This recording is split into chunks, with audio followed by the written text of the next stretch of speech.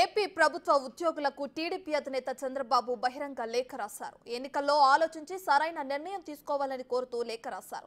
ఉద్యోగులు తమ పోస్టింగ్లు బదిలీల కోసం రాజకీయ నాయకుల చుట్టూ తిరగకుండా వారి గౌరవాన్ని పెంచేందుకు రాష్ట్రంలో మొదటిసారిగా కౌన్సిలింగ్ విధానాన్ని టీడీపీ ప్రభుత్వం తీసుకొచ్చిందని గుర్తు చేశారు. ఉద్యోగులపై పనిభారాన్ని తగ్గించేందుకు వివిధ శాఖల్లో ఖాళీగా ఉన్న ఉద్యోగాలను భర్తీ చేసిందన్నారు. విద్యతో నాణ్యత పెంచేందుకు 11 డిఎస్సీల ద్వారా లక్షలాది ఉపాధ్యాయ ఉద్యోగాలు భర్తీ చేస్తామని చెప్పారు. ఇక తాము అధికారంలోకి వచ్చాక ఉద్యోగుల గౌరవాన్ని కాపాడతామని హామీ ఇచ్చారు. శాంతి భద్రతల పరిరక్షణ కోసం పోలీస్ రిక్రూట్మెంట్ బోర్డు ద్వారా కానిస్టేబుల్, ఎస్ఐ ఉద్యోగ ఖాళీలను కూడా భర్తీ చేస్తుందని వివరించారు.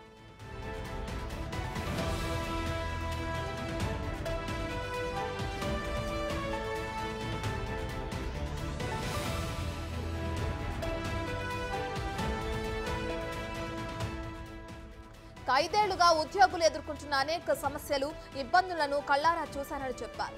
నెలలు తరబడి జీతాలు రాక ఆర్థిక ఇబ్బందుల వల్ల ఆత్మహత్యలు చేసుకున్న ఉద్యోగ కుటుంబాల దీన గాథలు చూసి చలించిపోయినట్లు తెలిపారు.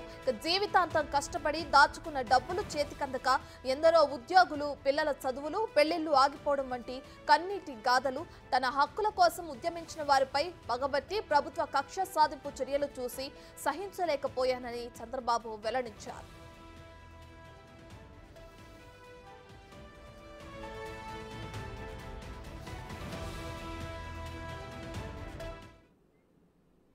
రైట్, ఇదే అంశానికి సంబంధించి మరింత సమాచారాన్ని మా ప్రతినిధి శివ విజయవాడ నుంచి లైవ్ అందిస్తారు. శివ, ఏపీ ప్రభుత్వ ఉద్యోగులకు టీడీపీ అధినేత చంద్రబాబు నాయుడు ఒక బహిరంగ లేఖ రాయడం మనం చూస్తూనే ఉన్నాం. అయితే కూటమి ప్రభుత్వం ఏర్పడ్డాక ఉద్యోగులకు మెరుగైన పీఆర్సీఏ కానీ, సకాలంలో జీతాలు కానీ అన్ని అందుతాయని కూడా చెప్తున్నారు. సో ఈ లేఖకు సంబంధించిన డీటెయిల్స్ ఏ విధంగా ఉన్నాయి శివ?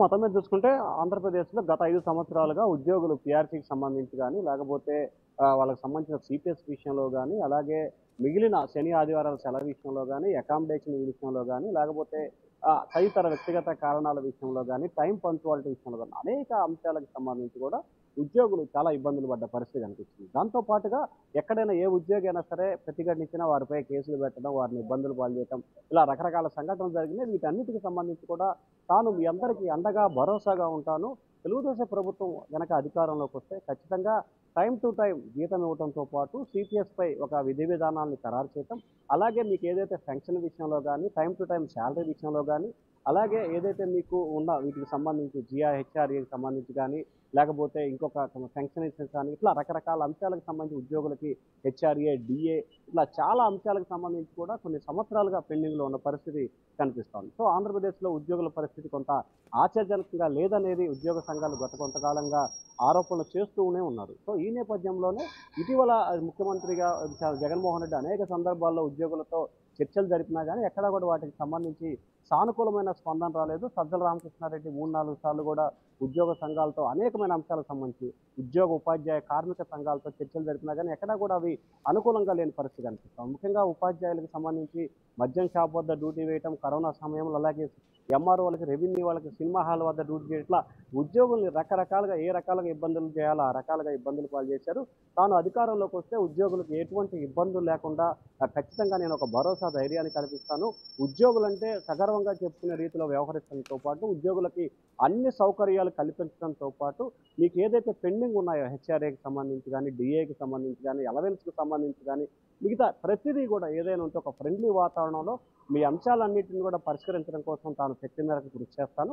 రానున్న రోజుల్లో మీరు తెలుగుదేశం పార్టీకి మద్దతు ఇవ్వాలని చెప్పి కూడా ఉద్యోగ సంఘాలు, ఉపాధ్యాయ సంఘాలని మాజీ ముఖ్యమంత్రి, టీడీపీ అధినేత చంద్రబాబు అయితే ఒక లేఖ రాశారు. మరి ఈ లేఖకు సంబంధించి ఉద్యోగ, ఉపాధ్యాయులు ఏ రకంగా నిర్ణయం చేస్తున్నారు? ఎందుకంటే రాష్ట్ర వ్యాప్తంగా ఇవాళ, రేపు, ఎల్లుండి పోస్టల్ బ్యాలెట్కి సంబంధించి ఓట్లు వేస్తున్న పరిస్థితి కనిపిస్తుంది. సో ఈ నేపథ్యంలోనే వారికి సంబంధించి ముఖ్యమంత్రిగా జగన్మోహన్ రెడ్డి ఎటువంటి సాధించలేకపోయారు. తాను ముఖ్యమంత్రిని అయితే ఏం చేయబోతున్నా అంశాన్ని ఉద్యోగ, ఉపాధ్యాయ సంఘాలకైతే చంద్రబాబు నాయుడు లేఖ ద్వారా తెలిపే ప్రయత్నం అయితే చేశారు. మరి ఉద్యోగ, ఉపాధ్యాయ సంఘాల నిర్ణయం ఏ రకంగా ఉంటుంది అనే దానికి సంబంధించి చూసుకుంటే జూన్ 4న అవకాశాలు అయితే కనిపిస్తా ఉన్నాయి. రత్న.